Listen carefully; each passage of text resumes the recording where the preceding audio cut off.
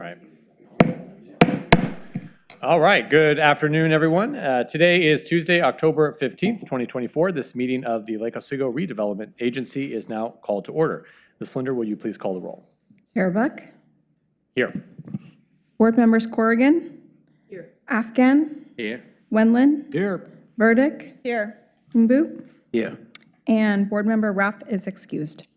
Thank you so much. Now, everyone, will you please stand, remove your hats, and join us in the pledge? I pledge allegiance to the flag of the United States of America and to the republic for which it stands, one nation, under God, indivisible.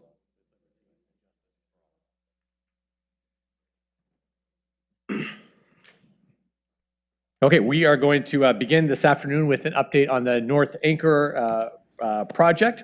Joining us is our redevelopment manager, Mr. Sin, and members of the UDP team. So please come on forward here, and I'll turn things over to Mr. Sin for introductions.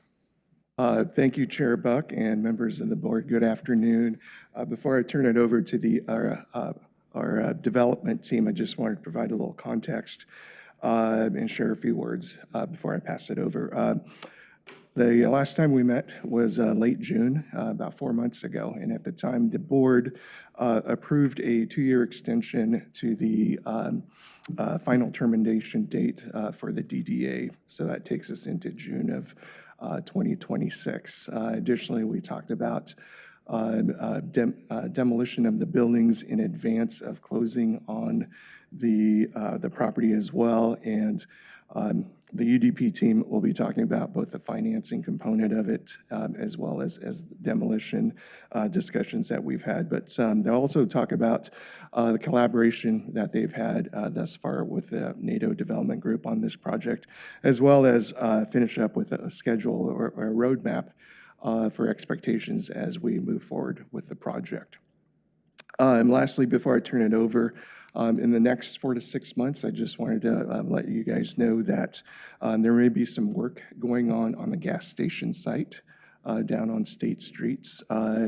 We've been working with the Department of Environmental Quality, DEQ, and at this point, they've required us to go ahead and decommission 3 of the underground storage tanks that we have on site. There's 2 6,000-gallon tanks and 1 15,000-gallon tank. Those were on the property when we purchased it, and they have been on a temporary closure permit since 2005. I think DEQ has been trying to accommodate it as best as we can, as best as they can, but at this point they're saying, you know, you guys need to go ahead and decommission these tanks. Decommissioning will entail doing a study and doing some test pits around the tanks to make sure the tanks haven't leaked, and since 2005 they have not been in use, so they've been empty. They've had multiple inspections over the years. The second component is cleaning out the inside of the tank, and then the last will be filling it up with water. One of the things we were able to work out with DEQ is instead of filling it with a slurry, which is basically a concrete material, is to be able to do water. So when UDP comes in for demolition, it should make it much easier to remove the tanks. So just wanted to make you guys aware of that. If you see any activities, that's what's going on the site. If there are no questions at this time, I'd like to turn it over to UDP. Okay. Thank you. Thank you.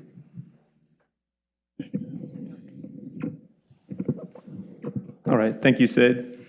Mayor, councilors, thank you for your time this evening and for having us this evening. Let me fix this. There we go. Curtis and I are joined by Bob and Will Nato this evening, and we're going to, as Sid said, give an update on, I think we're okay. We're going to have Will speak for them. Give an update this evening on the status of the project we've been working on over the past couple of months and the roadmap ahead. So we'll start out with just talking about some of the tailwinds or hopeful tailwinds that we may get from the capital markets. We're certainly not depending on those, and are setting up and have set up our materials for going out for debt and equity. We've had some time to do with the 2-year extension, it let us do a bit of a reset. So we've reworked our cap table and our approach, and also have it gives us a little bit of time to strategically look at potentially partnering with a soft brand, and we'll explain what that means in terms of potentially opening up additional financing options for us, and that's for the hotel. We haven't made any firm decisions yet, although we have a number of term sheets that are attractive from soft brands, and we'll talk through that a little bit.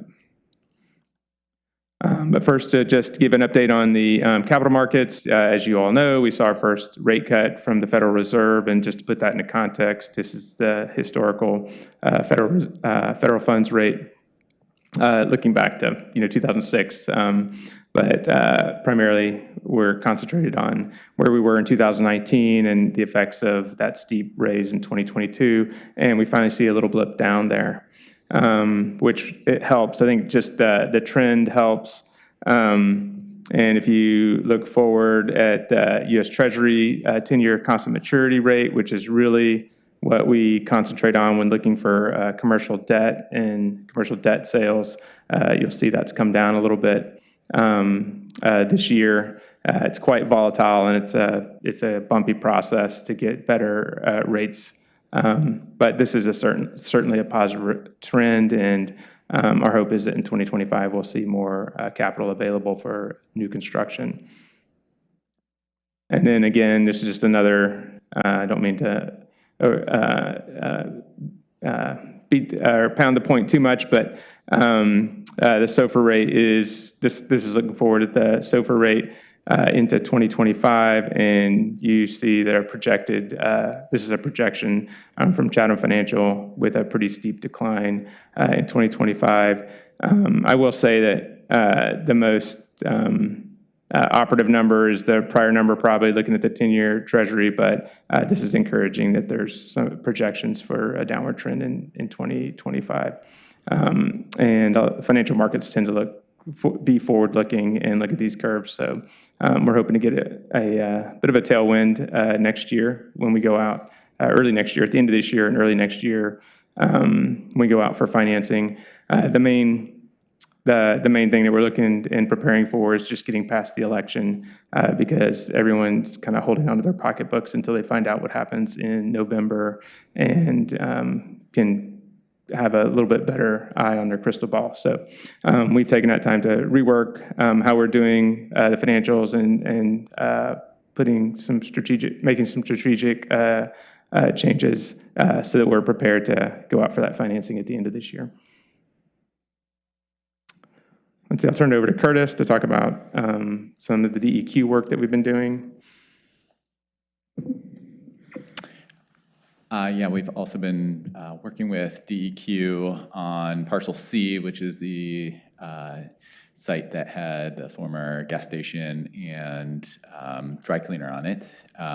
So it's definitely a complicated site environmentally, and this is an exhibit showing the borings that have previously been done on the property.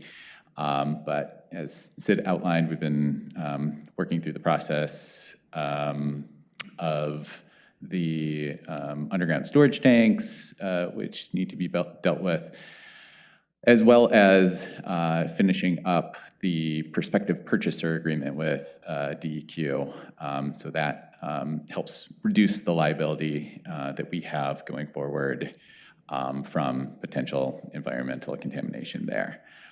So we've made some good progress there. We also extended our land use approvals for the projects in order to align with our timing of going back and getting permits and approvals, which we'll talk about a little bit more later.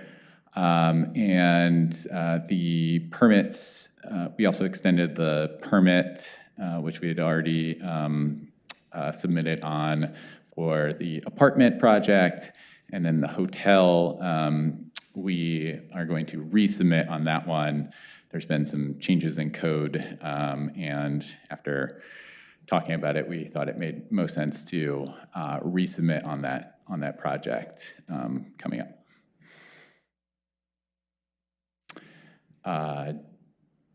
We've also solidified our partnership with our hotel development partner, and wanted to pass it over to Will Nato to talk a little bit about the work we've been doing on the hotel.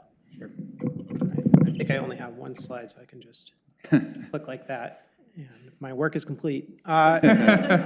So as Eric mentioned, as a part of our reset, we've conducted a process with 5 major franchisors and/or hotel collections to explore incorporating a soft brand or collection as a part of the project, as part of the hotel project. So I think maybe to just set the stage, there in the franchisor, franchisee world and hotels, there are hard brands, which you may be most familiar with: Hilton, Hilton proper, Courtyard, Hampton Inn, et cetera, et cetera. Those would be considered hard brands. We've excluded those from this process, obviously, because they're just not the right fit for this project. What we have explored is adding a soft brand to the property, and a soft brand would allow the hotel to access the reservation systems of the franchisors of a Hilton or an IHG or a Marriott, but allow the property to keep the identity that's already been created by UDP, keep the interior design, and in essence, just keep the overall personality of the project intact, but then with the benefit of that access. And that not only allows the hotel to ramp its occupancy more quickly because you have Marriott or Hilton feeding you reservations to your property. You're not out on your own marketing it, but it also allows you to more access to capital, specifically construction financing, because as a part of this process, extending the franchise agreement to the property, the hotel franchisor is conducting its own underwriting of the property, and so a construction lender will view that franchise agreement as kind of a tacit stamp of approval from that brand. So given the kind of the macro environment, we felt that this was appropriate to look at for this project. So these are some of the soft brands and one collection that we've looked at. Tribute is a Marriott soft brand. Vignette is IHG. Handwritten is Accor Hotels, which is doesn't have a large presence in the Northwest, but one of the largest hotel companies in the world, based out of France. JDV Joie de Vivre is a Hyatt product, and before that brand was acquired by Hyatt, we've done several hotel projects with its ex-chief operating officer, very familiar with that brand. And then Design Hotels is a collection that's a part of Marriott now. So we've explored incorporating these brands into the property and have term sheets from almost everybody. We're expecting one more in the coming days, and so far the response has just been fantastic. We're very enthusiastic about the terms that we received and feel like any one of them could fit with the property, and we're just in a internal process, deciding whether or not to flag the property. So that's what we've done there.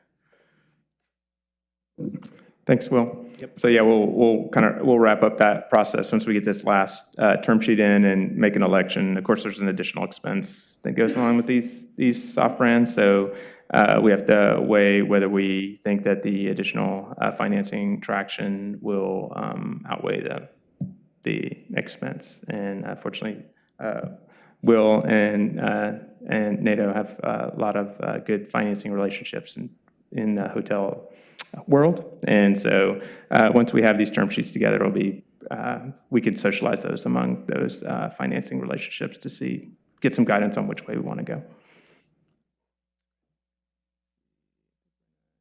Talk a little bit about the schedule. Yeah, and up here's a brief timeline of where we're envisioning things going in the next 12 months or so. We're in the process of negotiating the soft brand possibility right now and over the next month or so. And then we look to pull together a roadshow and start really getting to a deep financing outreach for both equity and debt after the election here. And then in the beginning of the new year, go back in to resume on the permitting process to hopefully start construction middle of next year.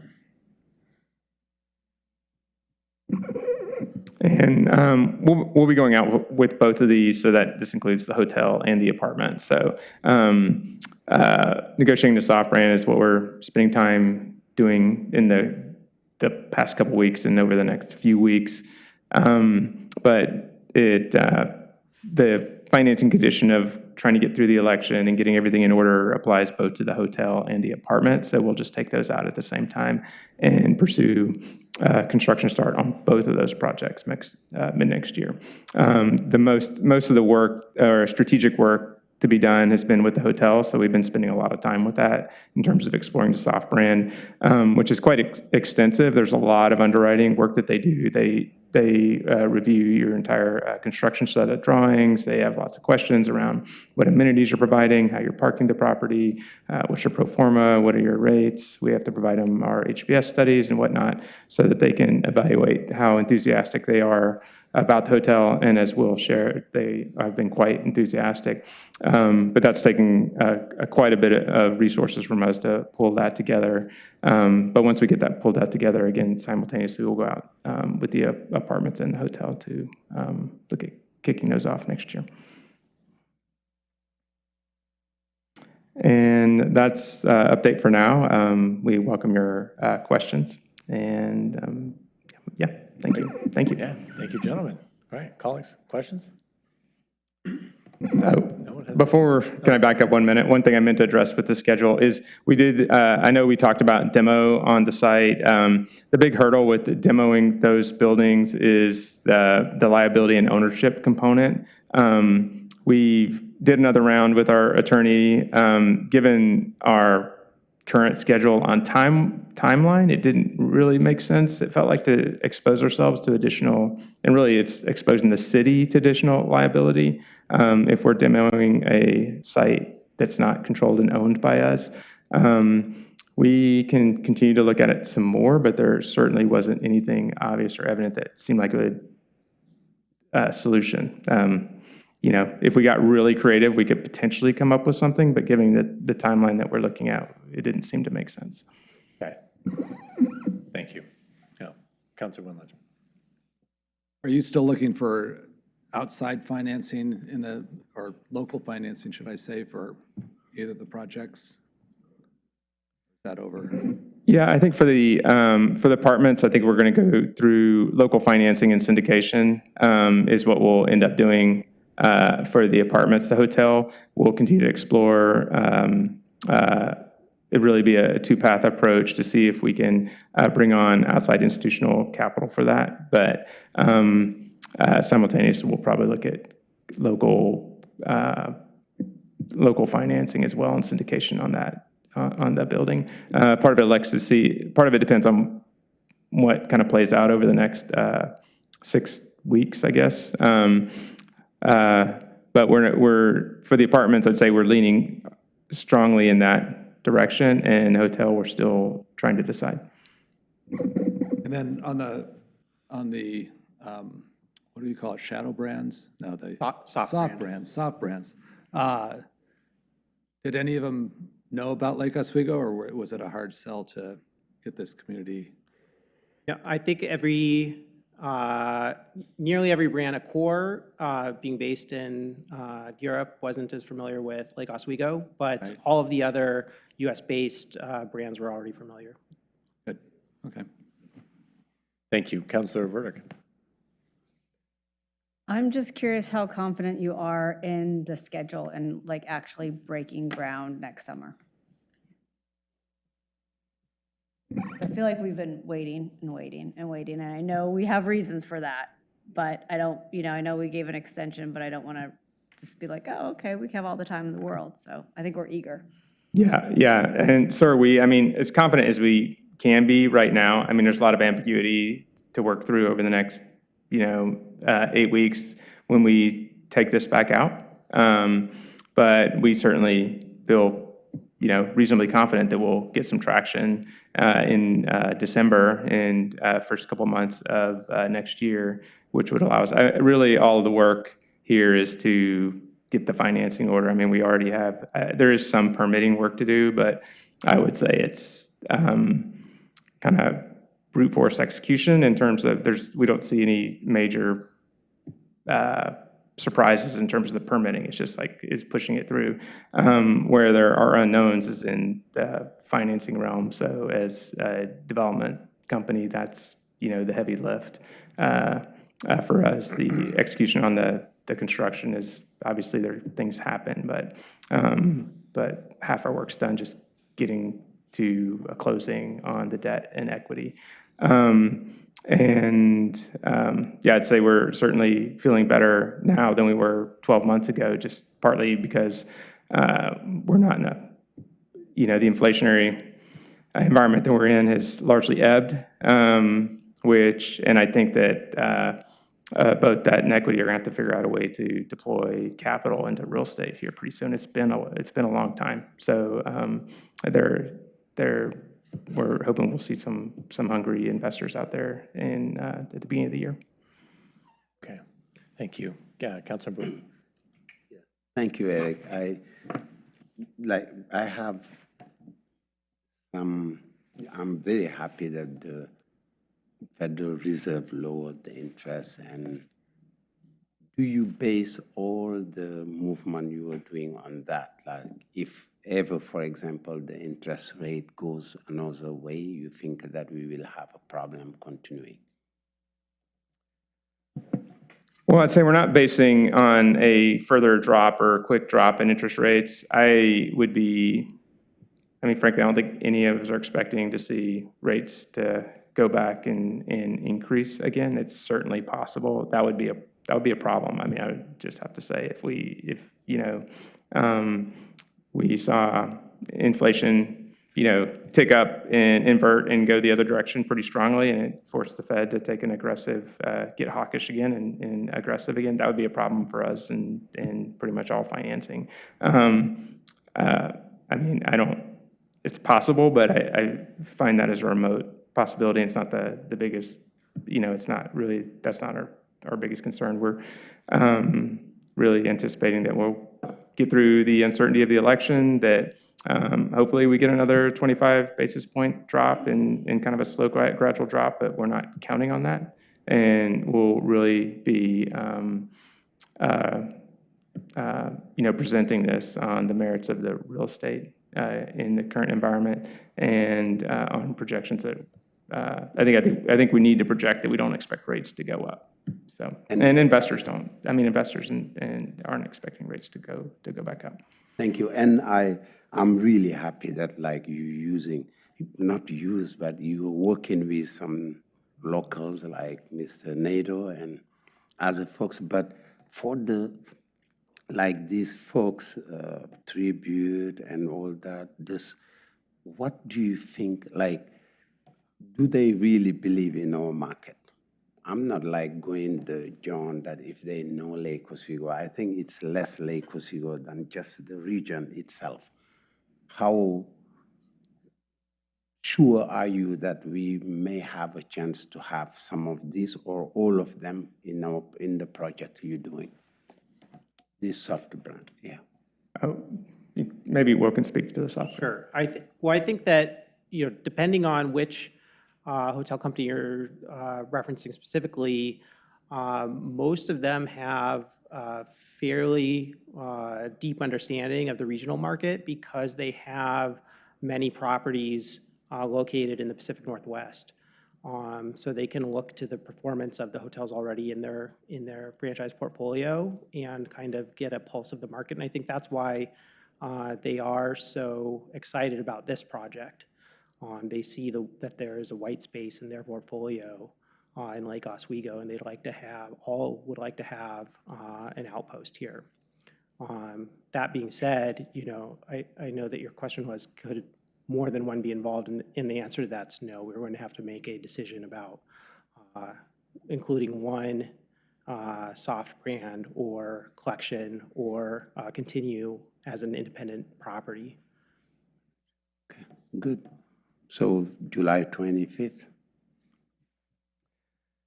Yeah, I would say our challenges are so much, the soft brands seem to be pretty well informed in the local market. I wish I could say the same thing from the national financing perspective. Folks are still down on Portland region.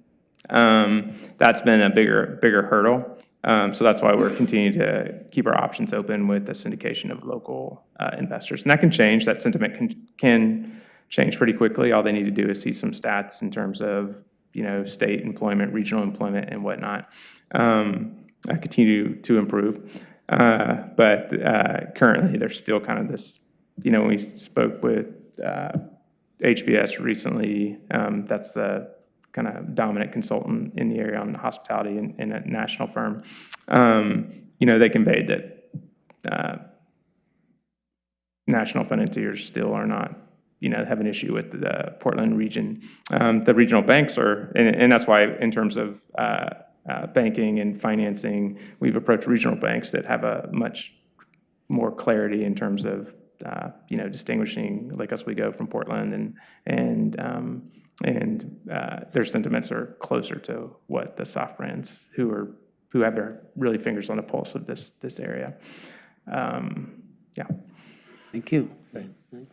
Thank you. Councilor Afghan. I noticed you shown 6 months for permitting. I know that there was a comment, there are some code changes that you need to resubmit. Is 6 months really how long it takes to get a permit? I was under the impression that you had already submitted all the documents and they were permit ready.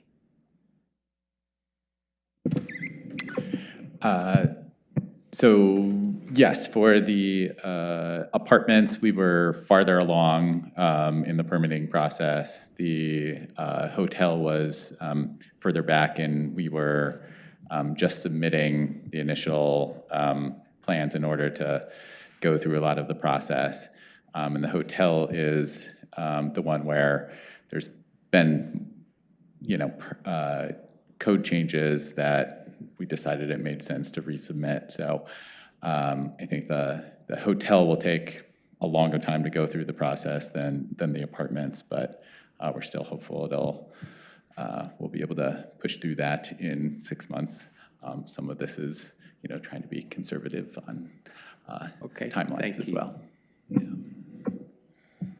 Okay. All right. Thank you very much. I just have one follow-up question along those same lines. The code changes. What are these code changes?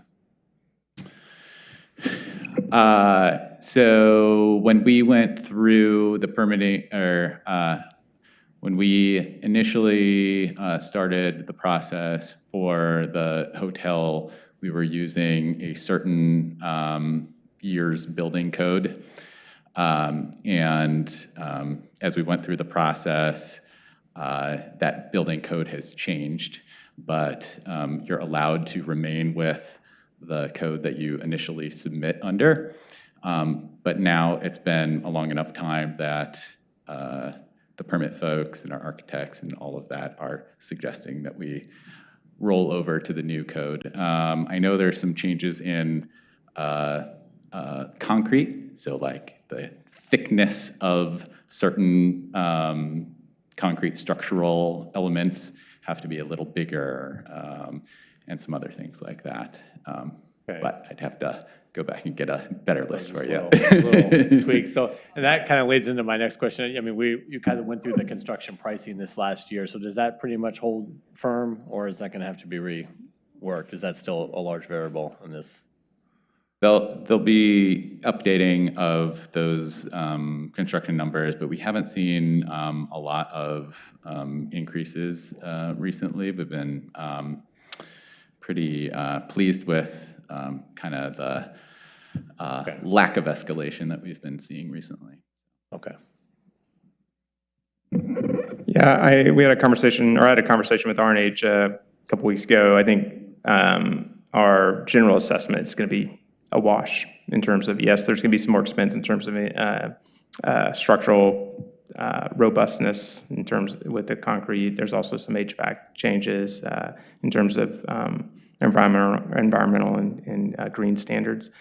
So those increased costs, but also some of those costs have come down just generally. So yeah, the expectations is going to be a wash, so we won't see any escalation. Okay. Okay. Wonderful. Well, Eric, Curtis, thank you very much for coming to give us the update. We appreciate it. Mr. Nato back there, thank you very much. Mr. Sin, thank you. All right. Thank you, councilors. Thank you, Mayor. Thank you. Thank you.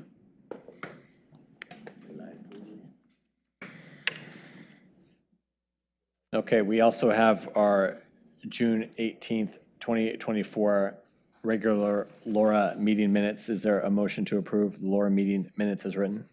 Move to approve the LORA meeting minutes. All right, moved by Board Member Wendland, seconded by Board Member Burdick. All those in favor say aye. Aye. Any opposed? Motion passes 6-0. With that, we'll adjourn the redevelopment agency and call to order the city council. All members are present, save for Councilor Raff. All right, and we are going to start tonight with a presentation from our neighbors at the city of Portland. Presenting on the new form of government coming our way. While they're getting Our set up, neighbors to the Mr. north. Mayor, thank you very much, Mr. Mayor, members of the council for having us today. My name is Mike Jordan. This week, I'm the interim city administrator for the city of Portland. This week. This week. You just never know.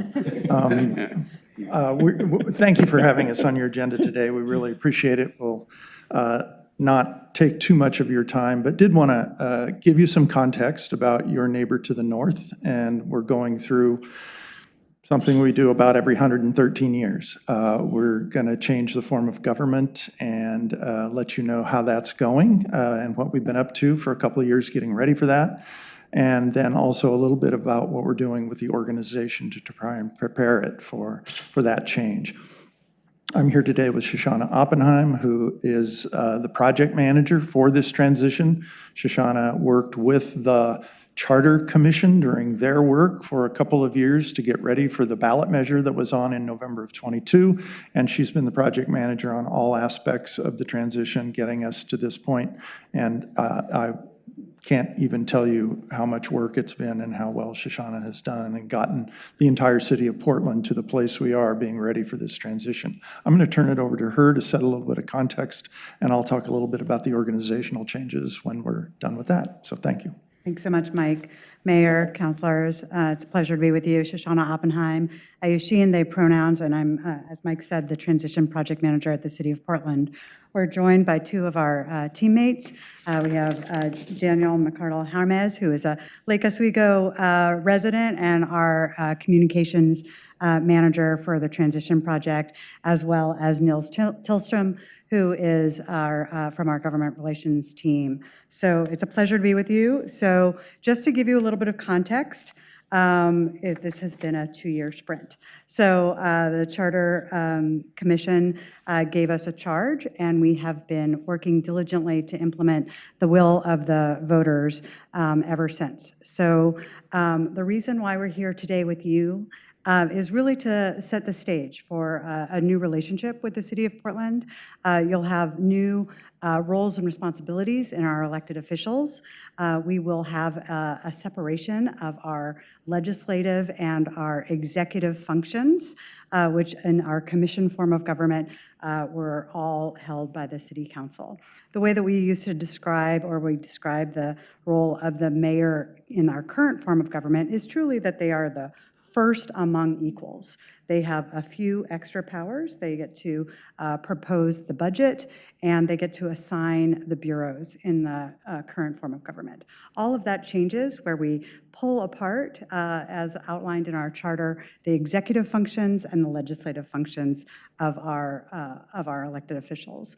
So we're coming to you today to answer any questions you have about what's happening at the city. You may have been following us a little bit in the news. I think somebody mentioned earlier that we have 118 folks running for our city council. That is a lot. We are not going to see that again. This is a time where all seats are open for election. And so, of course, when we have uncontested seats, there's a lot of people interested in leading and contributing to their city. So just to give you a little bit of a rundown about what was included in the charter amendments, there were basically three basic elements. Transitioning to voting for all of our mayor, council, and auditor using ranked choice voting, which is also something that might be coming to a neighborhood near you, as it's on the ballot here for a statewide election as well. So also, we're moving to district elections. Up until now, we have been electing all of our offices citywide, and now we have 4 geographic districts, and we'll have 3 members representing each district. And I talked earlier with Martha, and Martha recommended that 12 is an awkward number. Yes, it is. It is not an odd number, so I think we're all aware of that. So the mayor actually would cast a tie-breaking vote in those situations where there is a tie. I think we're pretty well aware that the council will work very hard to not come to the situation, that they will want to determine the outcomes of their own policies.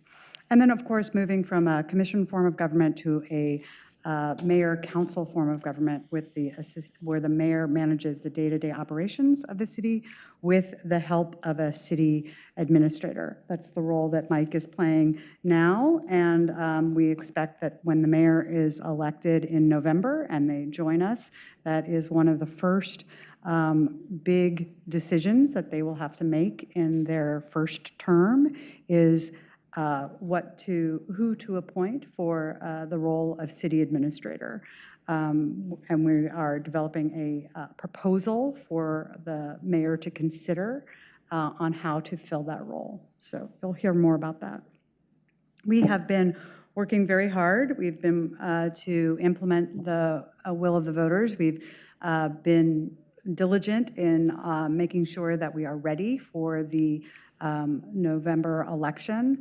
As you may know, most of our residents live in Multnomah County. However, I think about 500 live in Washington County. 500 are in Clackamas County, and about 1,000 are in Washington County. So working across the jurisdictions to ensure that all Portland voters have the opportunity to have their vote counted using ranked choice voting. So you can see the list of items on the governance side that we've had a salary commission. That's also something that voters in Oregon are going to get to consider for statewide elections, whether or not salaries are set by an independent commission. That's something that we just went through and had tremendous success having HR professionals contribute it to the future salary determinations for our elected officials. Also, we created a new organizational structure that will report up to a city administrator, and we are in the process of renovating our city hall. You have a beautiful place. It's, a few of us mentioned that this is a beautiful chambers. We're going to have a brand new chambers too, and we invite you to come and see it when it is open. We hope to have our first council meeting there on December 18th. It'll be the last session of this existing council, and then our future council will meet on January 2nd in the new council. We're also aligning our budget process with the new roles and responsibilities that are outlined in the charter, revising our city code. There's a lot of places where city commissioner is named in our city code, or those roles and responsibilities that aligned with our previous charter, just need to be updated. And then, of course, planning for the recruitment of a city administrator. So with that, I'll pass it to Mike. I'm here to answer any questions as we get there, but Mike can tell about all of our work to really develop a strong foundation. Thanks, Shoshana. And so most all of the things that Shoshana mentioned here were required to be done by the charter change.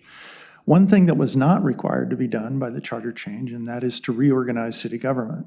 Nowhere in the charter does it say that the city needs to be organized in any particular way from an administrative perspective.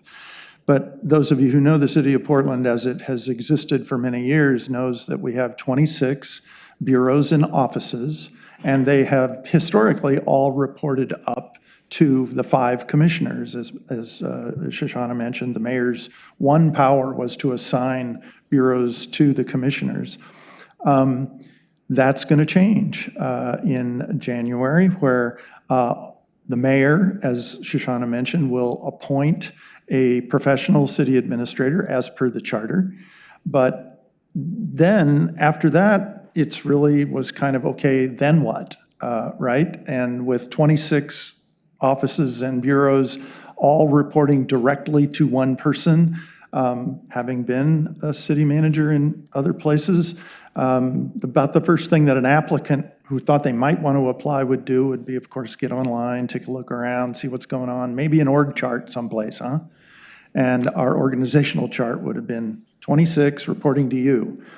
And that person, if they've done this very long, would probably know that I'm going to have to reorganize that because I can't keep my eyes on 26 bureaus all by myself. And people who come in and do that at that kind of scale usually get executed in a couple of years because you've just kind of PO'd enough people that you can't survive. And so we all figured that I was expendable, and so it would be a good idea for me to do that rather than leaving it to the first city administrator. So next slide, Shoshana. So what we've done is, and I'll get to this on the next slide in a little more detail, but what I wanted to mention is that we worked from really election day almost in 22 through 23 with the leadership of all the bureaus and the chiefs of staff of all the electeds together to put together a new organizational structure for the city. And it's not rocket science. I'll show it on the next slide. It's something you would see in many,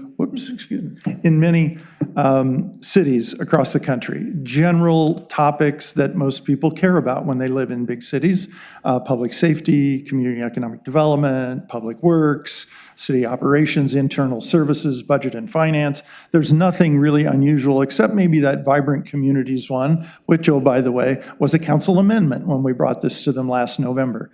So we worked for practically that whole year and brought a proposed organizational structure to the council back in November of last year.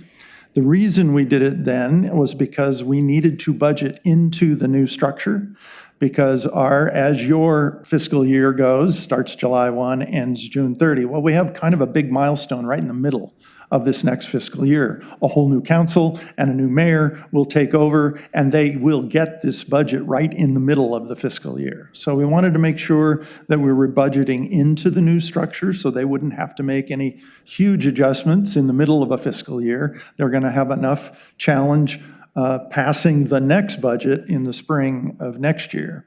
So we did that last year, and then I think we all pretty much came to the conclusion, although it was debatable at the time, about the fact that we probably couldn't run the city the old way till December 31 and then hand the keys to the new mayor and flip the switch and have it run the new way. And so Mayor Wheeler agreed to assign all of the bureaus, which is within his power under the current charter, assigned all the bureaus to himself and became the commissioner in charge for the entire city, delegating his authority to me. And what we've been doing is practicing, really. We're 3+ months into that period, and I would say we've learned a few things that we're going to have to work on to make them work better. But we're also learning a lot about how the city can work better in a structure where there's accountability in one place for the whole organization. And I will be the first to admit, drawing lines and boxes on a piece of paper do not necessarily change behavior. And it will take a long time for all of our behaviors to change and for us to get used to the fact that there is one point of accountability for the city of Portland, and that person will have to keep the mayor and the city council in their rearview mirror all the time, and they will feel that accountability on a daily basis. I think the one big change from kind of a practical matter is that under our current charter, the 5 commissioners weren't accountable to each other, and they weren't accountable to the mayor. They were really only accountable to the voters every 4 years, which is great for voter accountability, but on a daily operational basis, it's not real strong accountability. And here you will have one point of accountability on every day for everything we do. And again, behavior won't change overnight, but I think that level of accountability and transparency about where decisions are made will change our behavior over time, and for my money will make us a more effective and more efficient, more intentional organization. So what you see, let's go to the next one. That was the big overarching framework that the council passed last November. This focuses just on what I call the executive office. We had an awful lot of discussion over that year of getting ready to get something to council about how much stuff, if you will, should exist in the executive office and how much should be in the bureaucracy and operating day to day. We heard a lot of feedback from folks, both during the Charter Commission deliberations and after the election, about things that people thought were very important for Portland. One was climate and sustainability, and they really wanted someone as an officer level in the executive office with nothing to think about except how are we better at our climate approaches, how do we get better at our carbon footprint, and even beyond that, how do we become a more sustainable organization? And the other thing we heard loud and clear was equity. Folks wanted the city to continue its emphasis on trying to be both an equitable organization in how we operate, but also equitably delivering service to Portlanders across the whole city. So you'll see those 2 offices there. The other quirk that I will mention that I get asked about practically everywhere we go, and that is we have this organizational structure. You'll note that one of the colored boxes is public safety, and there's a deputy city administrator for public safety. That person oversees the Portland Police Bureau, Portland Fire Bureau, the Emergency Communications Bureau, and Emergency Management Bureau. However, you'll see on the left side of that diagram that the mayor appoints and can remove the chief of police. So there's that's a little quirky, right? The mayor appoints, can remove the chief, but the bureau reports up through the administrative structure. So I get asked about it a lot. My only real response is that I've worked in this structure before. I was city manager, city administrator in the city of Canby, and there the council retained its authority to appoint and remove the chief of police, and yet on a day-to-day basis, the council expected me to oversee all the city's operations, including the police department. And so you've got to be in each other's hip pocket, and that maybe isn't a bad thing for the administrator and the mayor to kind of be really closely together on most issues, including issues around public safety. So that's really what I wanted to lay out for you here. The last thing I guess I want to say is, if you've had relationships with the city of Portland, maybe personal relationships with either high-level staff or with electeds, and there'll be a new crop of electeds, but maybe some of them will be back, you should continue to have those relationships. You shouldn't let this new organizational structure inhibit you from reaching out to people that you've been reaching out in the past to, and we encourage those relationships to continue. I am hopeful that with this new structure and the single point of accountability and a leadership team that is accountable for the whole enterprise, you as a neighbor and as a partner in many things will have folks that you can call that are accountable for the operation of city government at an enterprise scale. And so any issue that you might have, obviously can still contact elected officials, but within the organization, I'm hopeful that we will be able to be much more responsive and much more accountable than we have in the past. And I'm already hearing indications of where folks who have had months and months and months and sometimes years of a problem that has been unable to be resolved. I had a call from the government affairs person at OHSU the other day and said, we've had a problem that's been going for months, and I made one phone call to one of your deputies, and we fixed it in 20 minutes. So I'm just hopeful we can be more responsive than we have in the past. And the last thing that I'm hopeful for, that we are trying to infuse into an onboarding exercise with the new council, the freshman class, as we put it, is that Portland needs to be a better player regionally and a better partner. We've been a little absent, quite frankly, or we haven't been able to speak with a single voice, which is also a challenge for us sometimes. And I think it's become self-evident in the last few years that most of the big problems that Portland faces, and I would say many communities in our region face, can't be resolved by any one of us.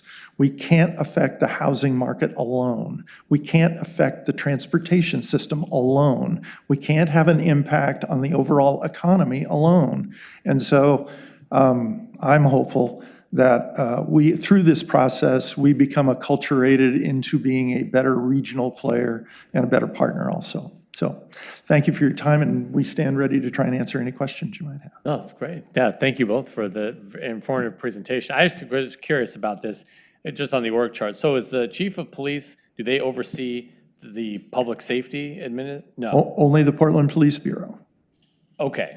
And the public safety deputy has Portland Police, Portland Fire, emergency communications, and emergency management in that. And they don't oversee the chief either. So the chief No, is just... interestingly enough, the chief reports, or let me rephrase that. The chief is appointed and confirmed by city council, appointed by mayor, confirmed by city council. The chief can be removed by just the mayor unilaterally.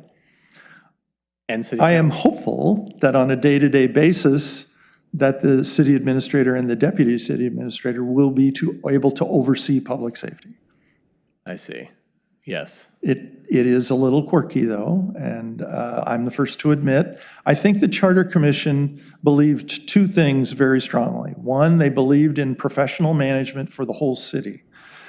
And secondly, they believed that the activity within the Portland Police Bureau was so important to Portlanders that they needed some accountability directly to the elected official that is elected citywide, the only elected official that's elected citywide. And I think that's why they set it up. That was their motivation. We'll see how it works. Yes, interesting. And the city administrator, can the city administrator be removed by the mayor unilaterally? The city administrator can be removed by the mayor unilaterally and can be removed by the council unilaterally with a supermajority vote of 9. Oh, okay. Just that position. Just that position, not the attorney or the police chief. I see. How is the new council going to decide who serves on various regional boards? That's a great question. We're currently going through that right now. There are quite an extensive list of places where our current council sit, representing the city, that are required to be elected officials. And since we only have one elected official that is elected citywide, I think the mayor will need to work closely with a council president that has to be elected by the council in their first meeting. And the two of them, I think, need to work together to see which of the councilors might be able to sit in those chairs that require an elected official to be. MPAC is one, JPAC is another, that require an elected official to be there. But we're currently going through those liaison roles that currently our 5 electeds sit in those chairs. Not all of them require electeds, so the mayor may be able to appoint some of the leadership to sit in some of those chairs, but we're working on the ones that require an elected right now. Okay, that's great. Thank you so much. You bet. Councilor Boop. Oh, yes, I'm just down here. Daniel. Good to see you, yeah. So I am very happy to see what Portland is doing because, you know, Portland is like our big brother, and when it fails, we get scared, you know, all of us. The impact is big. And we supported Portland. I remember the mayor, I used to tell him that we need to talk to all the other cities and go to them and say, how can we help?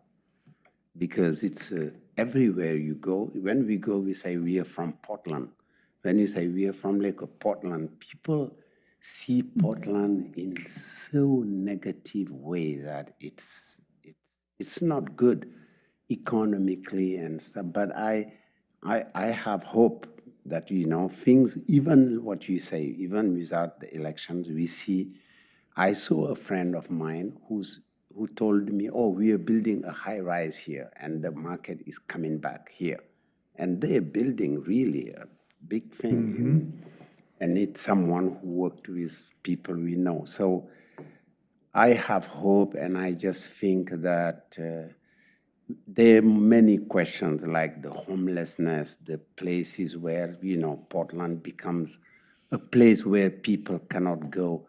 When they say the police is disbanding because they don't want to work there, even sometimes it can be rumors. Most of them are rumors. I've been places when I tell them that's not true what you're saying. Portland is more than that. But I just hope that this new structure will help bring back the Portland we know, the weird Portland, the great Portland. And thank you for your work, and you are inspiring in what you folks are doing. And I hope that, you know, having a citywide elected mayor and councilors in different districts can, you know, they will know more than before and can work on problems that impact the city. So thank you so much and good luck. Thank you, Councilor. Really appreciate your sentiment. Councilor Willen. Uh, Thank you for the presentation. I think you made a very good overall sense of how Portland's going to be run. And all I can say is that we've been running similarly to what you've been doing, and we think it works. If we make policy, you do execution, and you actually do what you're professionally trained to do, I think you have lots of success ahead of you. And as an owner of a business in Portland, I am banking on it working. So I hope it truly does. I do want to say, Mike, thank you for everything that you've helped us with the partnership when we've been doing the water treatment plant. Portland has been a wonderful partner of ours, and hopefully when everything gets figured out, we'll be able to go.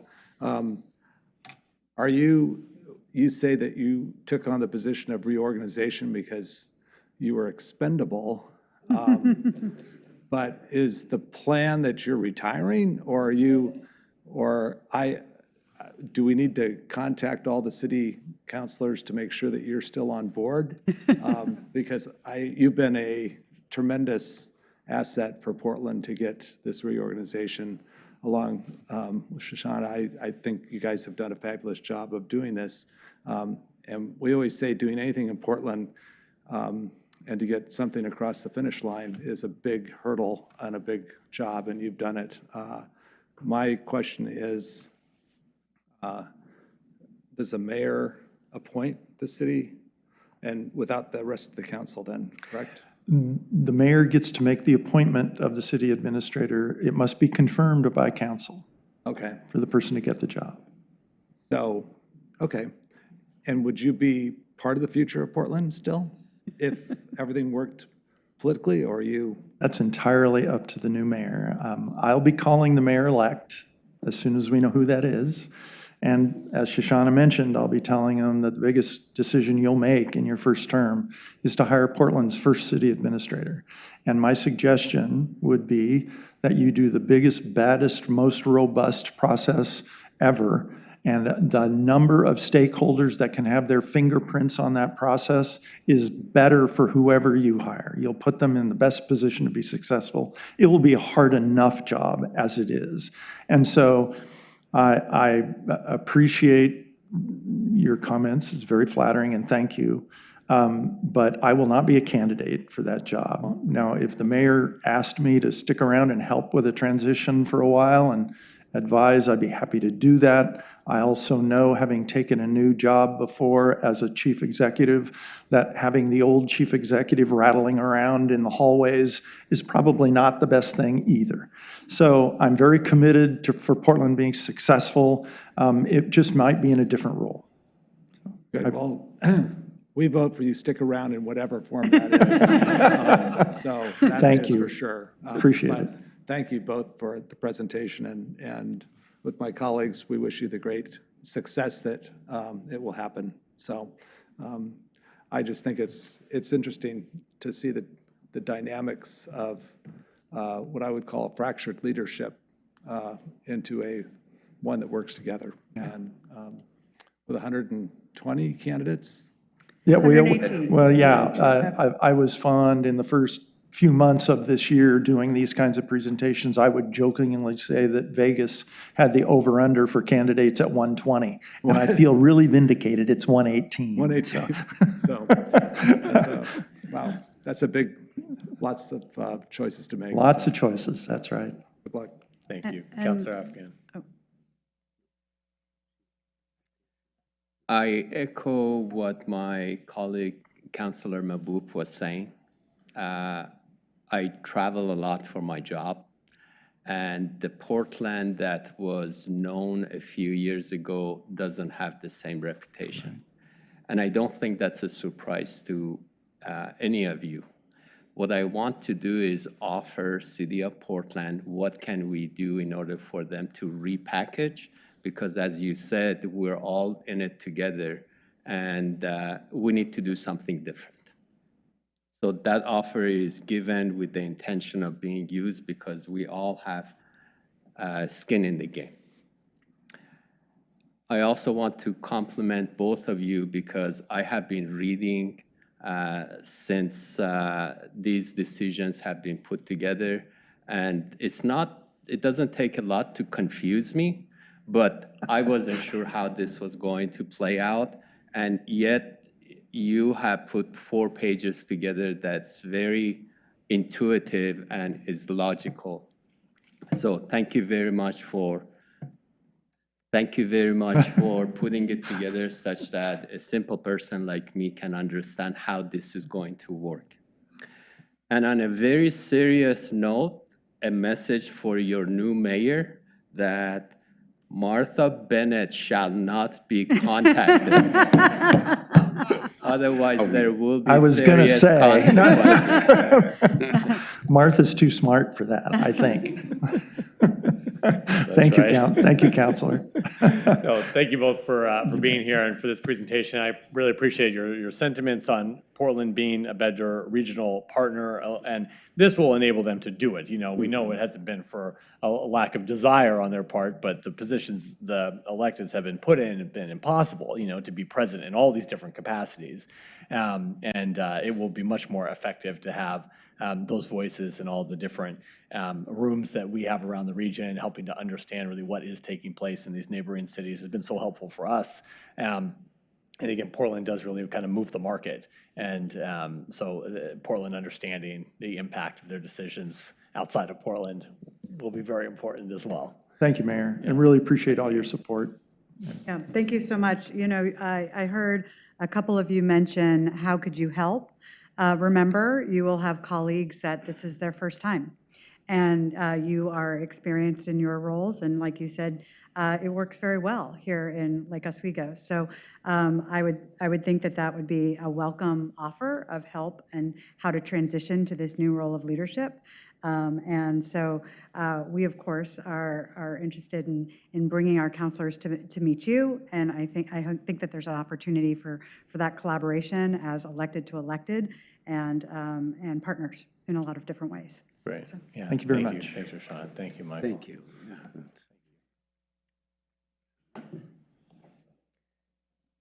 Okay, next, we have a proclamation on Domestic Violence Awareness Month. And Melissa, and please, some of Melissa Earlbaum is the Executive Director of Clackamas Women's Services, and she's joined here tonight by April Everest, the Program Coordinator at A Safe Place Family Justice Center. So grateful for both of you for being here. If you don't mind, I'm going to read our proclamation and then turn things over to you all. So domestic violence is a serious crime in Lake Oswego that affects people of all races, ages, genders, and income levels. Family is the foundation of a safe and healthy community, and it's the goal of Lake Oswego for our communities to be safe. More than 16 million people in the U.S. suffer from domestic violence abuse per year, and every minute, 32 people experience domestic violence in the United States. 31% of those families involved with the Department of Human Services Child Welfare Department had domestic violence as a component of their case in 2022. There are 1,158 victims of domestic violence that requested a protection order in Clackamas County in 2023. 764 victims accessed wraparound services for the first time at a Safe Place Family Justice Center for a total of 2,444 visits in 2023. Victims should have help to find the compassion, comfort, and healing they need, and abusers should be held accountable to the fullest extent of the law. Only a coordinated community effort will put a stop to this serious crime. Domestic Violence Awareness Month provides an excellent opportunity for people to learn more about preventing domestic violence and to show support for the numerous organizations and individuals who provide critical advocacy services and assistance to victims.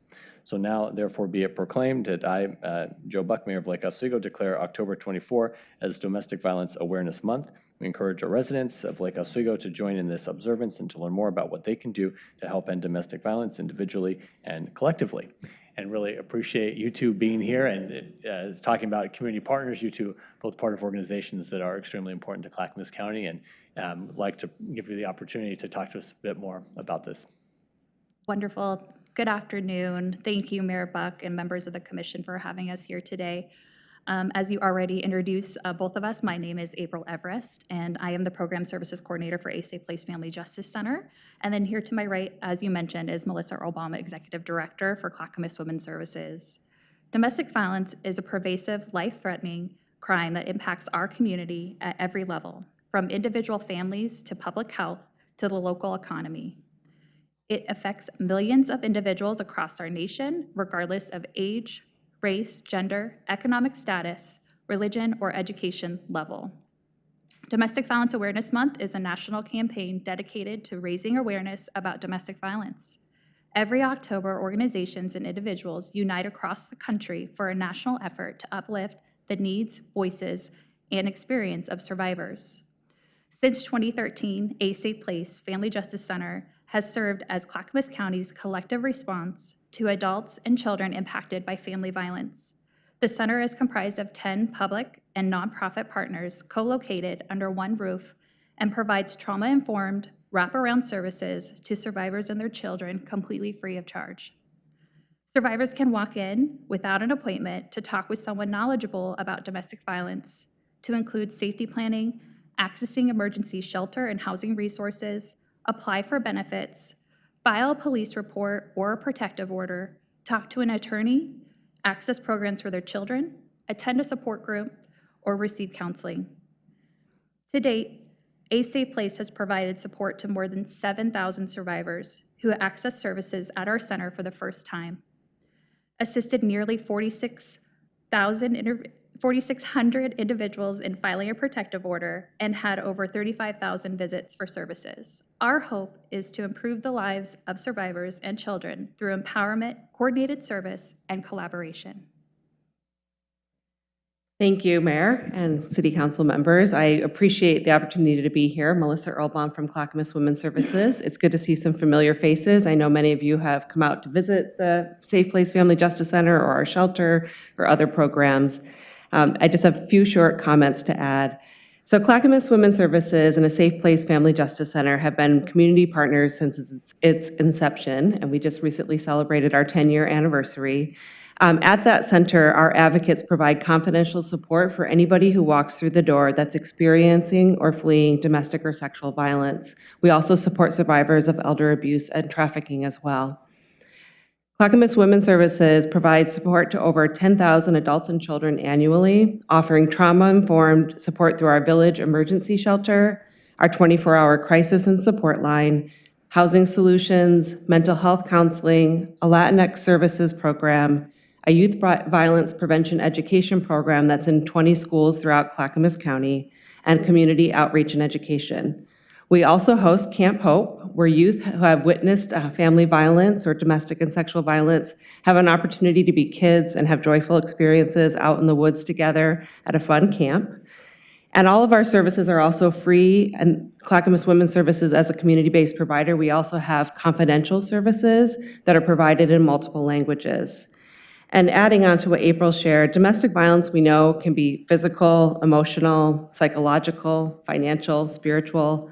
And we know that survivors often experience feelings of shame or embarrassment, isolation and fear. And what really can break through that isolation is the contact with somebody who cares, whether it's a supportive partner, like one of the many agencies at a Safe Place Family Justice Center, or a friend or a caring neighbor or loved one that can connect them with support.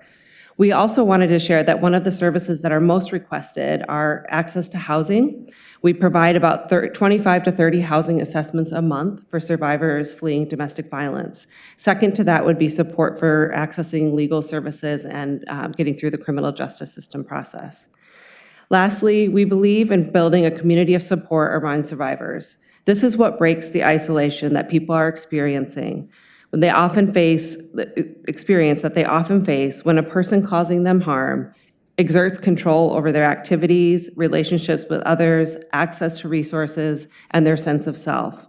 One of the great joys in our work is seeing people reconnect to who they are, their strengths and resilience, their hopes and dreams, and the possibilities in their new lives. So thank you for bringing awareness to this issue. I do just want to share that our 24-hour crisis and support line is available for anybody. It's for folks who are needing to talk to someone. It's for a friend or a family member, an employer, a constituent. If you have questions, call us. That number is 503-654-2288, and we'll get you connected to help. Thank you. Thank you both very much. Thanks for all of the work you do to support survivors and support our communities in general. We appreciate you being here. Thank you. Okay, next on the agenda is public comment. Public comment. All right. Mr. Durkee, come on down. We've been expecting you. Good to have you. Good afternoon. I'm Chris Durkee, 2356 Glen Haven Road in Lake Oswego. I'm the land use coordinator for the Palisades Neighborhood Association, and I'm speaking today on behalf of the P&A. I've come before you several times in the past, but never with such good news. I want to enter into the public record an amazing success story of collaboration between the P&A and the city, and the outstanding work of Kara Haggard, Park Analyst Project Manager, Lake Oswego Parks and Rec. Let me walk through a brief chronology of how this success story unfolded. In June of last year at the City Council meeting, where the construction contract for Phase 1 of Receipt was approved, that's the skate park, Kara Haggard and I discussed informally the possibility of pursuing grant funding for Phase 2 of Receipt. That's the picnic area and playground. And I offered P&A's help in pursuing a grant if one could be found. In early spring this year, Kara called to say that she'd identified a grant from the State Parks and Recreation Department that we could pursue, and if awarded, the city would match the grant funds to make Phase 2 a reality. On the 6th of March, Kara and I met to strategize a collaboration strategy. Later in March, Kara completed the grant application, which included a letter from P&A in unanimous support of the application. This was all further accompanied by letters from several Palisades residents, along with drawings of my dream playground. Mayor Buck, you will recall the students from the Palisades Elementary in Westridge who presented those drawings to you and the council a little over 2 years ago. Next, Kara created a compelling PowerPoint presentation, including materials from P&A, and on the 24th of July, Kara, Ivan, 3 members of P&A, and 2 children gave a team presentation to the state's Grant Approval Board.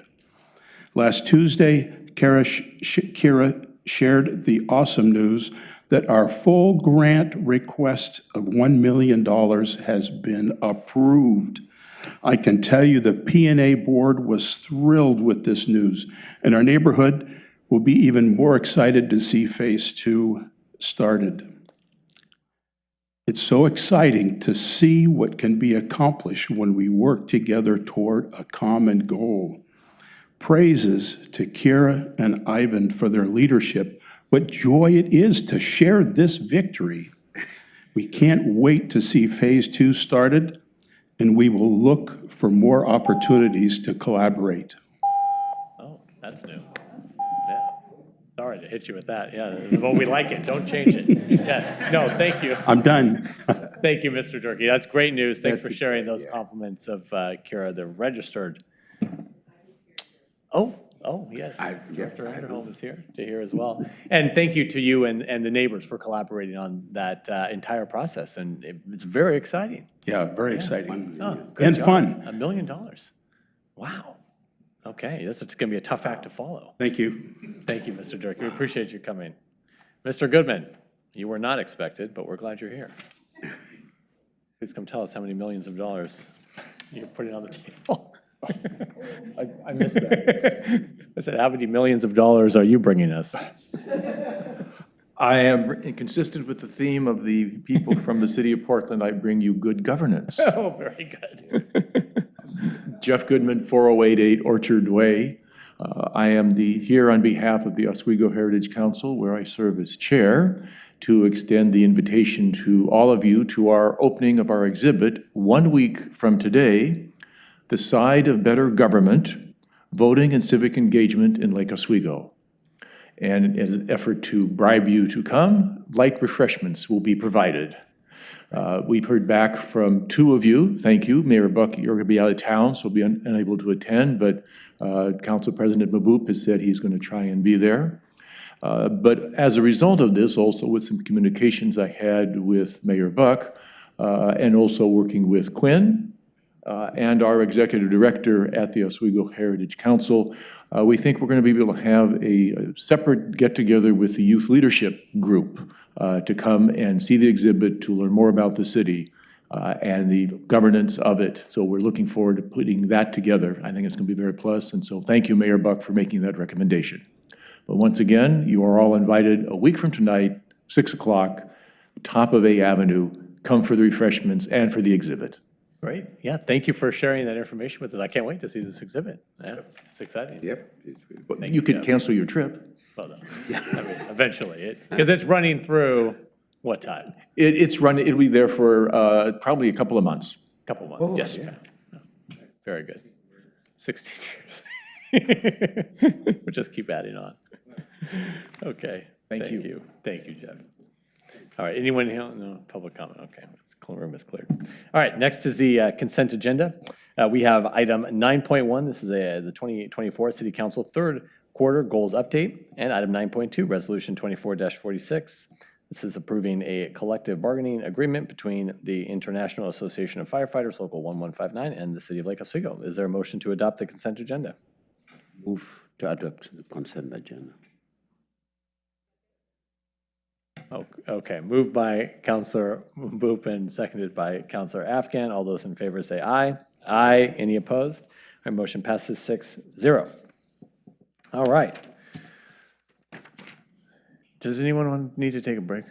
Or you want to keep going? Keep going? Just making sure. Okay. Okay, we're keeping going. All right. Next up, Mr. Bruner. Hold on. I'm sorry. I'm sorry. There's another thing. Oh, gosh, I felt like we already did this. Oh, yeah, okay.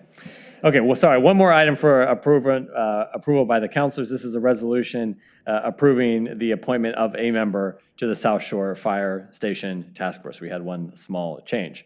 Is there a motion to adopt Resolution 24-45?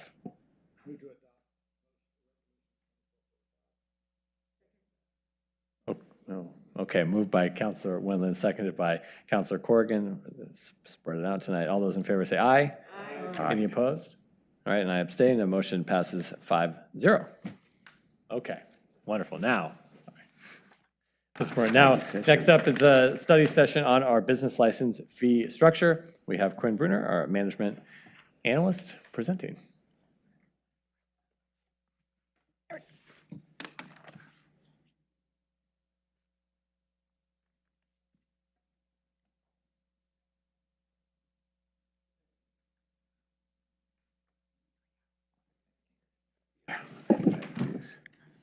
All right. Mr. Mayor, members of the council, thank you for the opportunity to present tonight on our business license fee structure. My name is Quinn Bruner. I am an analyst in the city manager's office. I have 9 slides tonight, and I'm going to aim to keep my portion of the presentation to about 10 minutes. So to avoid bearing the lead, this analysis concluded that increasing the business license fee is a viable funding option for the Chamber of Commerce contract. Now, what I mean by viable is 2 things. One, that it generates enough revenue to support our partnership with the Chamber, and also that it does not provide put an undue burden on businesses, right? That we don't lose track of our big picture goal, which is to support our business community. So as I move through this presentation, I really have 2 questions that I have 2 questions that I'm particularly interested in your feedback on. One is, do you agree with this conclusion that we can increase the business license fee without placing a burden on businesses? And 2, does the alternative fee structure that we propose meet the revenue generating expectations that you have for this program? All other feedback is very much welcome, but those are the 2 things that I'm really looking for input on. So I'm going to run through a quick bit of background on the work that we did here. So first, the business license program exists as a function of the planning department. It is there to make sure that all businesses in town are complying with our land use regulation. It also kicks off review by the fire department to ensure that all businesses are complying with the fire safety code. Beyond that, we have a business license fee, which exists for the purpose of funding the administrative costs of this program, and which also exists to provide supplemental revenue to the planning department, which is built into the annual budget assumptions.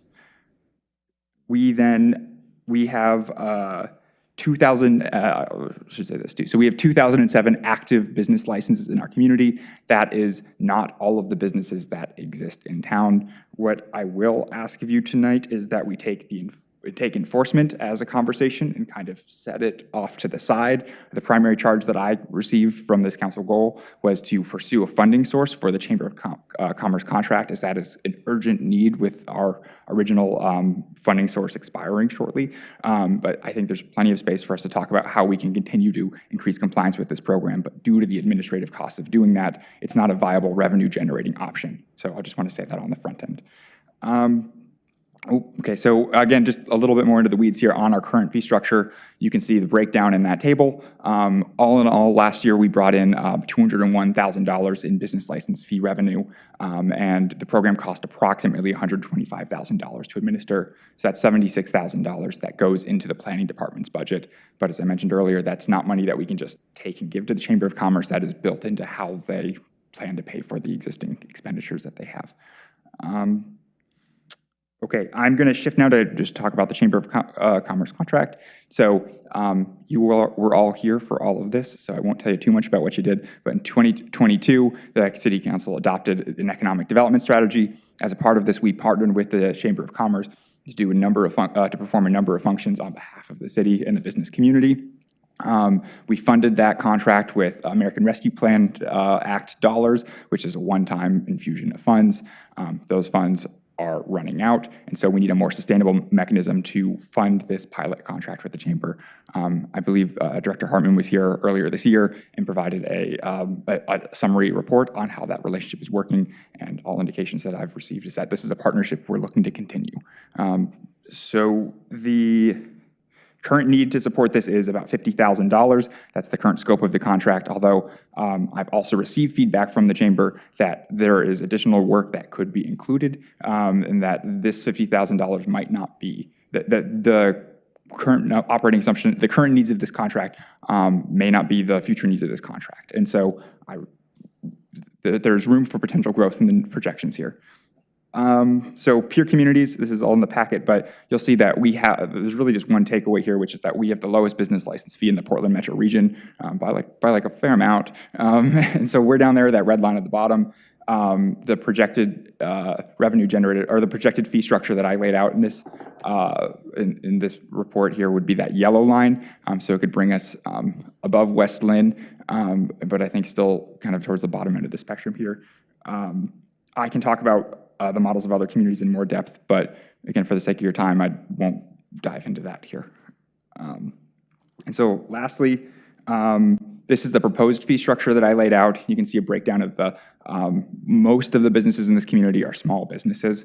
And so that means that every dollar that we increase on the bottom end leads to a much higher proportional revenue increase. But at the same time, we want to be careful not to put undue burden on the businesses that have the smallest margins.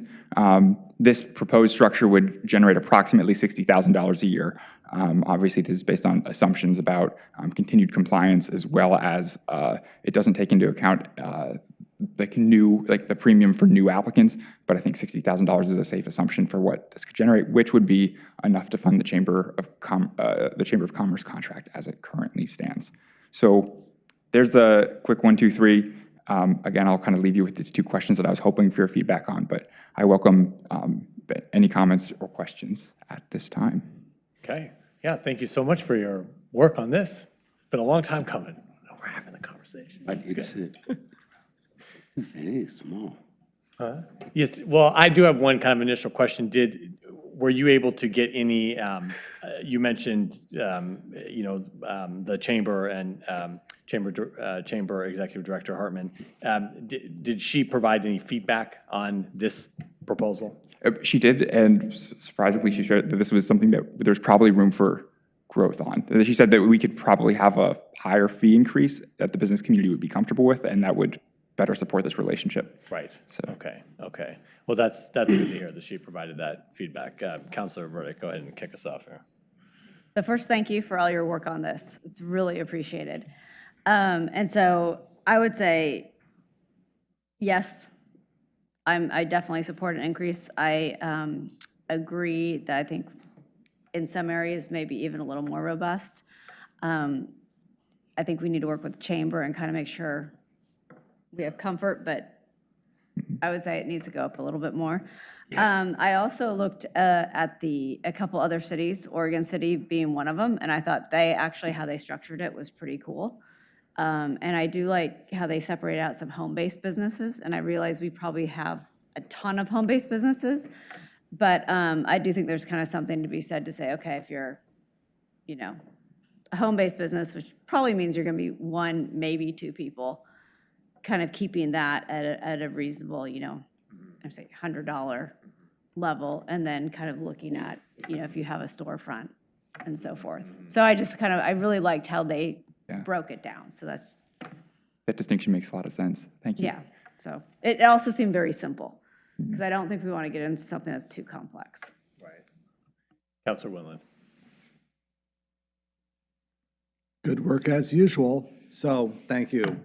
I think it breaks things down so that we can at least get a baseline set of information. I agree with my colleague, Councilor Burdick, on we've got room to go up. While I think it's important that we figure something out so we can get funding for next year, because the ARPA money is gone, so we need to replace the money. But I think we need a strategic plan for holistically looking at a couple issues that I think this council should take up in our 2025 goals. One is looking at business development and retention, and the other part is economic development goals of what we've had. And I look at the business fee as being a part of that.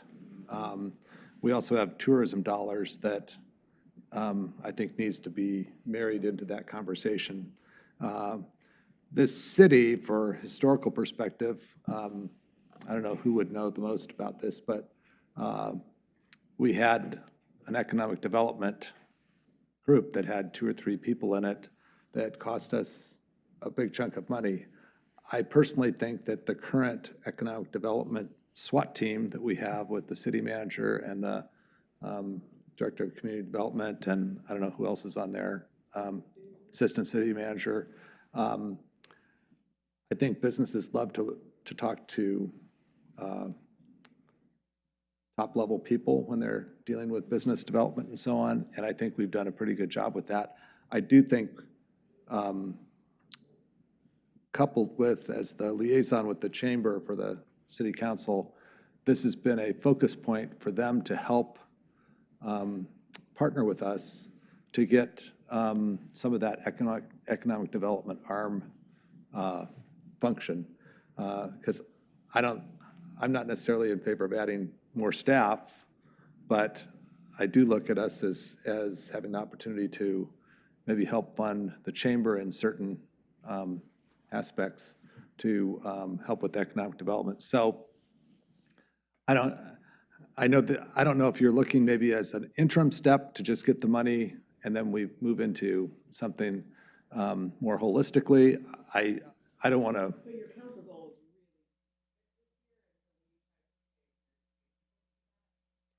Right. Yeah. So your council goal was fund the contract. And so that's what this Right. fee structure is proposed to do.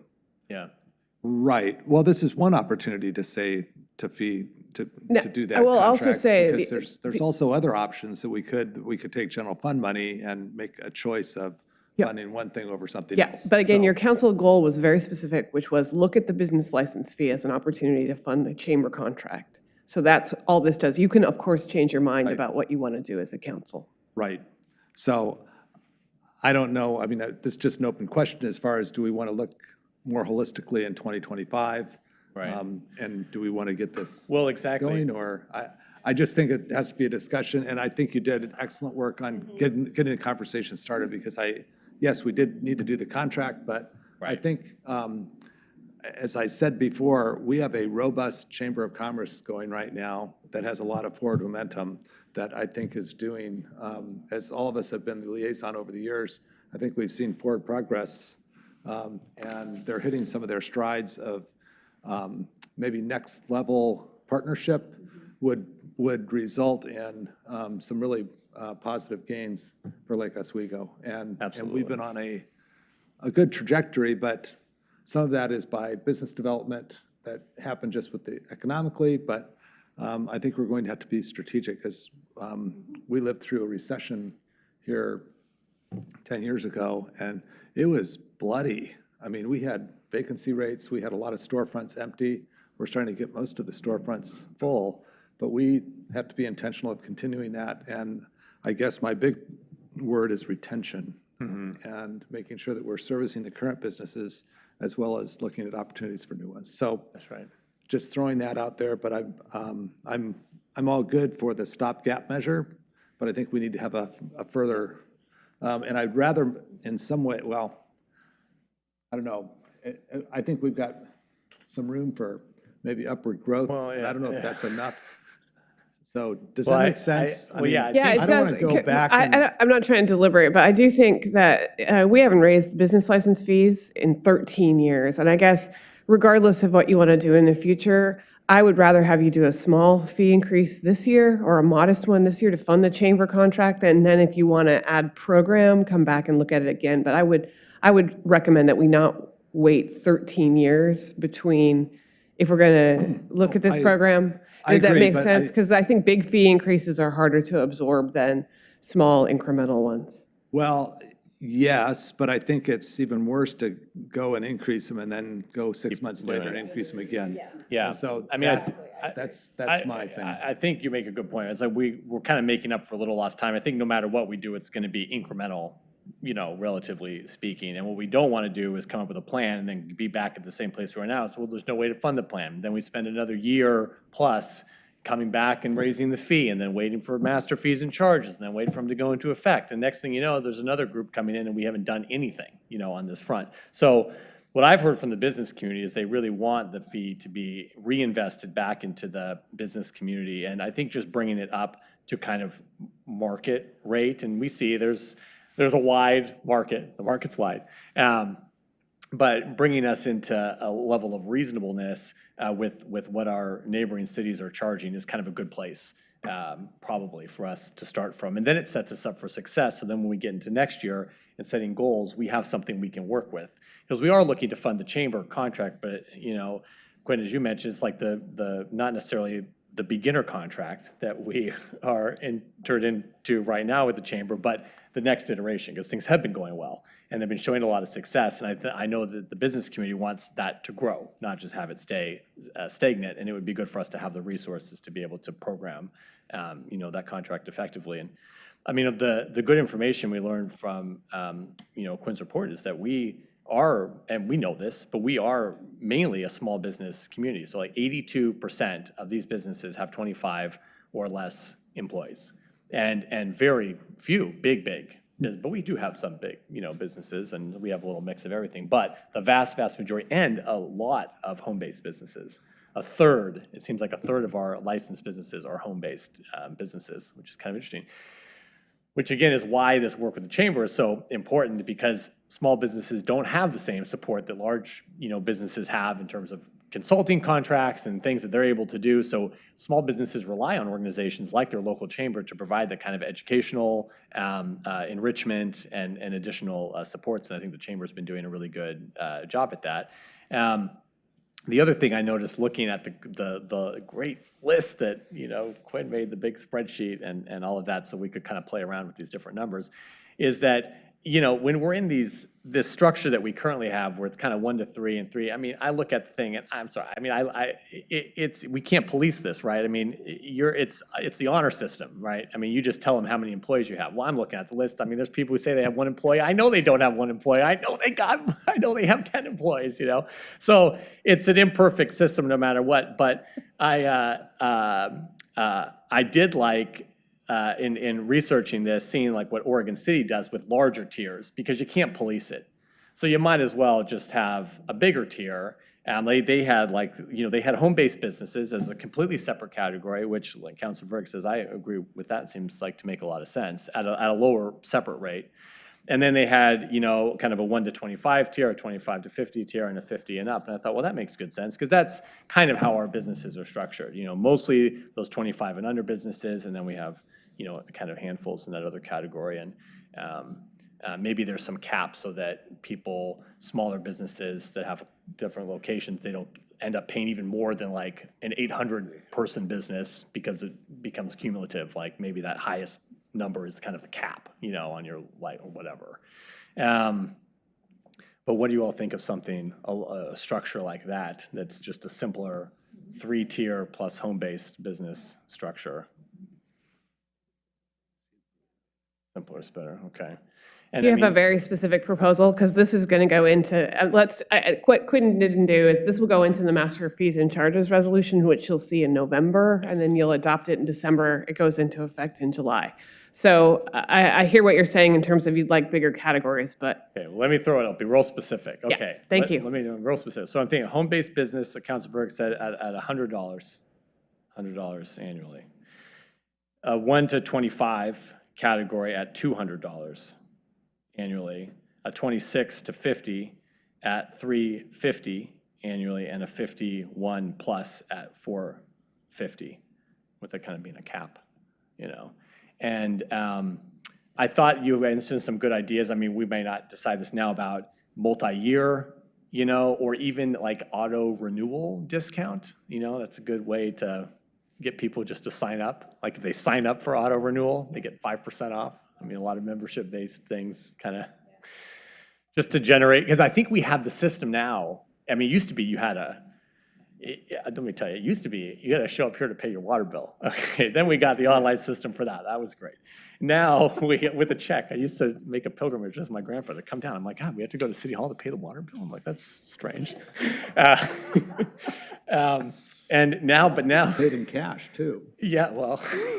Yes. Now we have that online system, so I don't know if it's capable of storing the credit card information or something, but I don't know. I'm just thinking, because since compliance We didn't look at any modifications of the way we do the program. Yeah, okay. Again, the council goal was, can you raise the Just throwing out some fee to pay for the council contract? That's all we did. Yes, I know. yes, yes, yes. Okay. Just throwing out But some you gave other it to us, ideas. and now we're noodling. We're noodling, yeah. what But we in do. general, No, we're no, noodling. we're just noodling. So, but in general, those numbers too seem to be in that kind of range of what, I mean, taking aside the outliers in Quinn's chart, like Tigard, which is very high, and Beaverton, which has, kind of goes up every 800. employee. This seemed to be more in the mid-tier and seemed, again, knowing that over 80% of our businesses would be in this $200 range, that seemed to be a really reasonable number, given what it's funding. But can, To, yeah. So, okay. No, I was asking Martha if it's. Whoa, So I had a question about dial number 4, so I'm assuming that this is going to be something we would discuss next year, maybe as part of a goal. But I'm really interested in the opportunity to charge a premium or make an exemption for certain business types. I can see that as we move forward. I think it's great that we're starting with a good, solid base, but I think it can be more of a tool for us in terms of maybe even as we try to figure out what we do with some businesses that may become problematic for us. And I also really want to support those nonprofits. We like them. We'd like to have more here. Happy to see it. That's next year, right? Would be in the next. That's definitely something that we can look at, absolutely. Great. That's all I wanted. Thanks. Oh, thanks, Councilor Corey. And what do you think about this proposal, why we have you here? That we've just outlined. Yeah, I think it's, I think that things that are simpler probably have better compliance.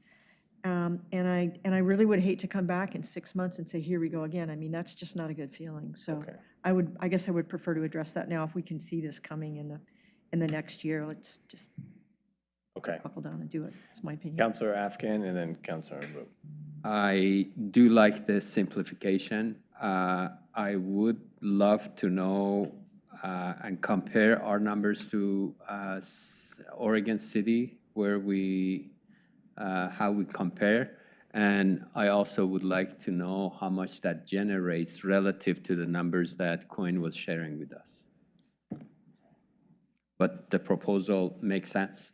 And I also understand the city manager saying we were very focused and now we're widening our view with better services for the business community. Thank you. Councilor Wu. No, I am for, honestly, your proposal. I was just asking Martha or Ellen if it's possible or legal to say if you pay 3 years of license, saying, you have, instead of $700, it's $600, is it? Yeah, of course we could do that. I think we'd have to look at the other implications of that, including the revenue implications of it.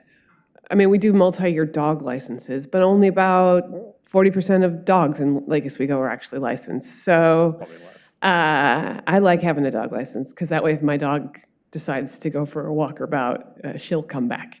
But we can look at that. But again, we didn't look at that here. I didn't do any program design. No, and in the dog licensing, you're doing that, like you say, if they pay multi-year.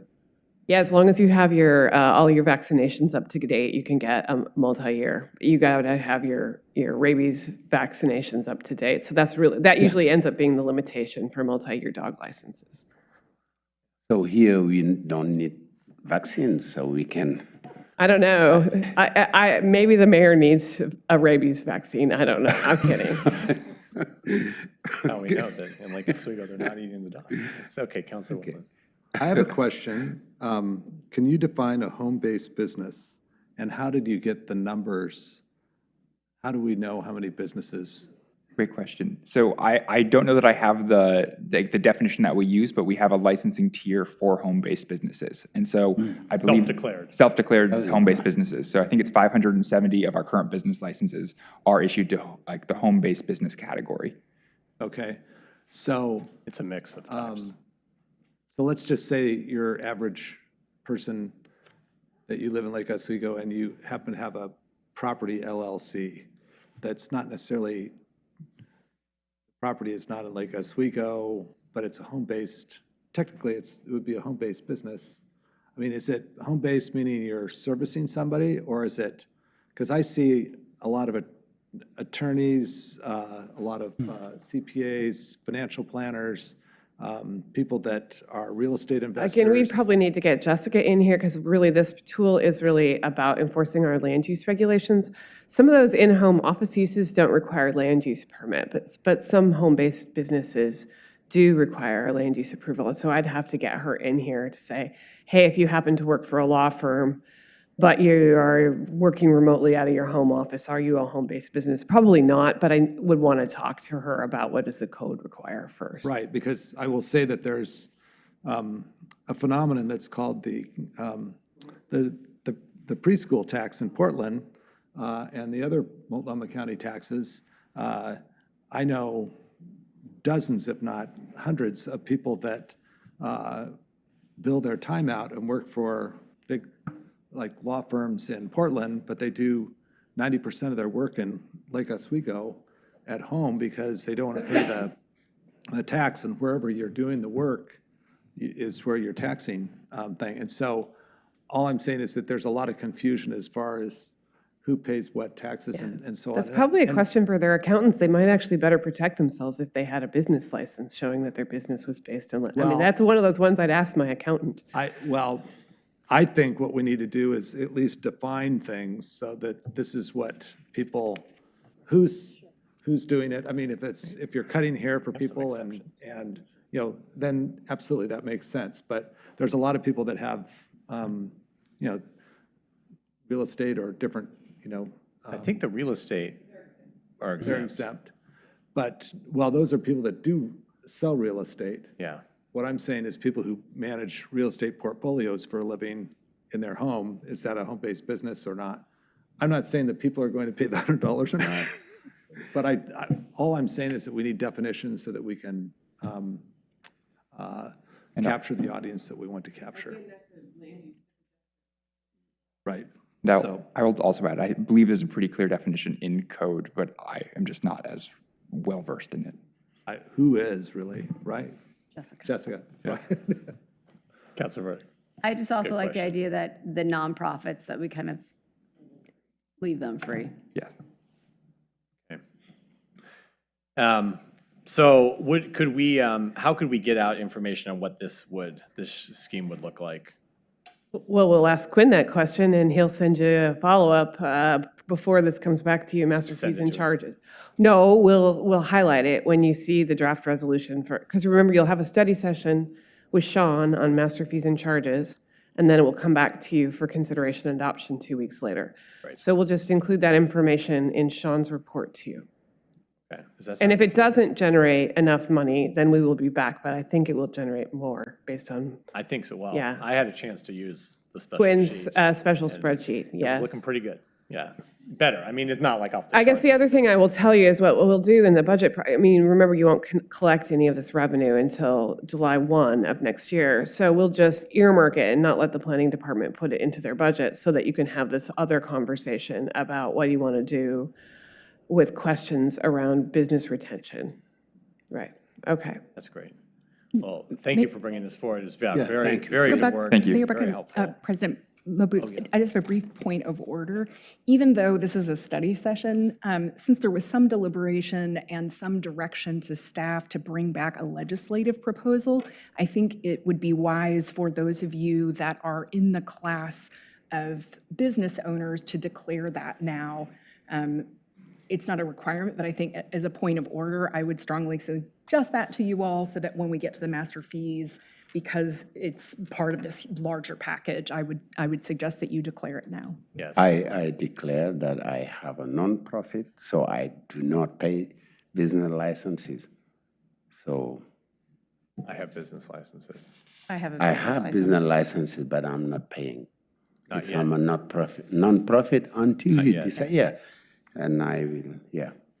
We're gonna You have to a special define school. what business, home business is, but I do not have currently a home business based that I know of.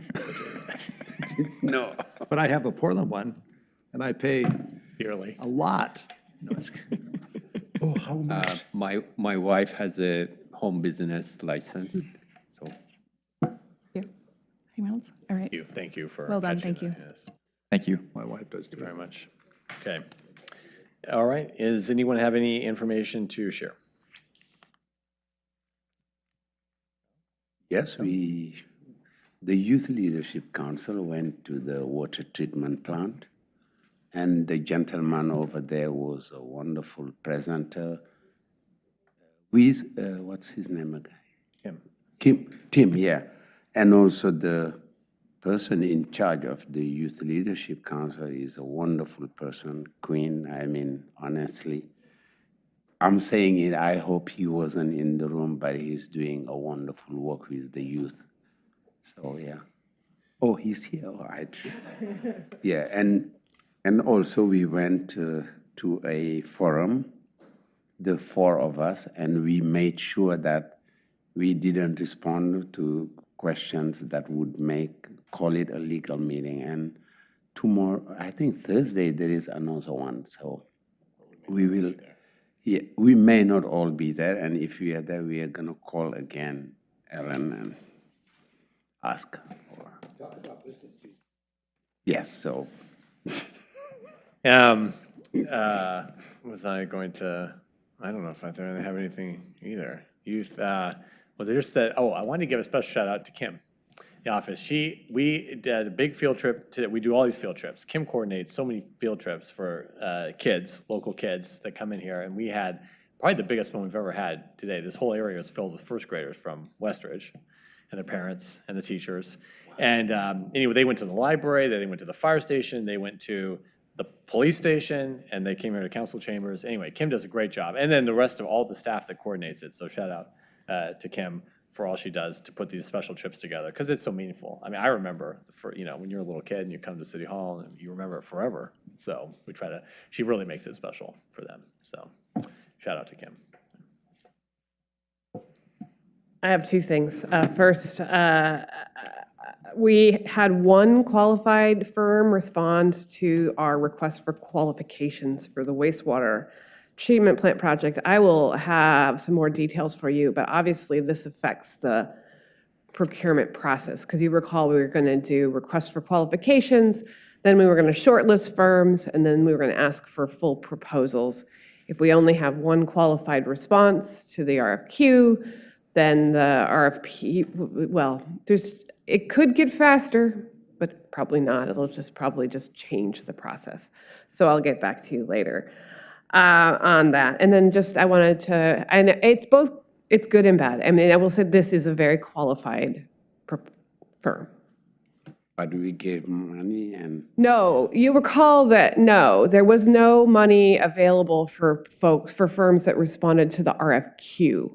Okay. The honorarium was going to be for folks who qualified to submit on the full proposal. Okay. So obviously, there will be a modification to that as well.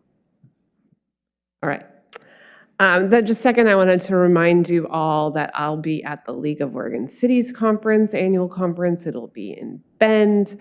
There are approximately 1 million sessions on AI. I wish that many of you were going to be going to that because I think trying to figure out what are the appropriate, safe applications of generative AI is one of the most interesting things in government right now. So, but Megan will be pro tem. Please be nice to her.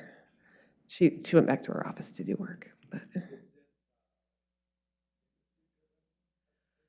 No, it's almost all about local governments that are looking at ways to actually deploy AI. Actually, in our nation right now, there's a group of local governments called Governance AI, mostly larger cities, but some smaller cities that are really navigating this space. What are the useful applications that don't have ethical, legal, or other financial limitations on them? Because obviously there's with every technological change, there's an upside and a downside. In advance. And I don't know about you, but every place I go now, I'm encountering data that's clearly generated by AI as opposed to by real people. And so how do you make sure that you're deploying it in a way where you're actually building public trust in the government as opposed to destroying it? So anyway.